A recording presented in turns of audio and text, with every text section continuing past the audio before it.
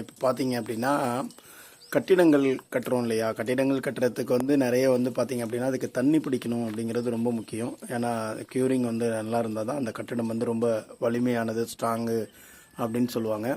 அப்போ அது வந்து உயரமான கட்டிடங்களில் தண்ணி பிடிக்கிறதுக்கு வந்து பார்த்தீங்க அப்படின்னா நம்ம மேலே ஏறி நின்று நம்ம பிடிக்கணும். அந்த அளவுக்கு அந்த மாதிரி பண்ணோம் அப்படின்னு கேட்டிங்கன்னா அது என்னென்னா நமக்கு ரொம்ப ஆபத்தானதாகவும் இருக்கும். ஏன்னா அதில் கட்டடத்தில் எல்லா இடத்துலையும் மேலே ஏறி போகிறது வர்றதெல்லாம் கஷ்டமாக இருக்கும்.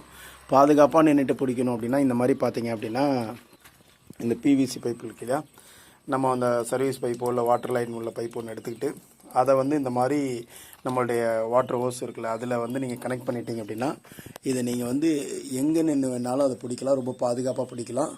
தண்ணியும் வந்து பார்த்திங்கன்னா வேஸ்ட் ஆகாது. ஏன்னா நம்ம கையில் வச்சுட்டு நம்ம பிடிச்சோம் அப்படின்னா அதில் நிறைய வேஸ்ட் ஆகும். இதில் வேஸ்ட்டும் ஆகாது. ஸோ அதனால் எல்லாருமே பாதுகாப்பாகவும் ரொம்ப அருமையாகவும் நீங்கள் தண்ணி பிடிக்கணும் அப்படின்னா இந்த வழியை ஃபாலோ பண்ணுங்கள்.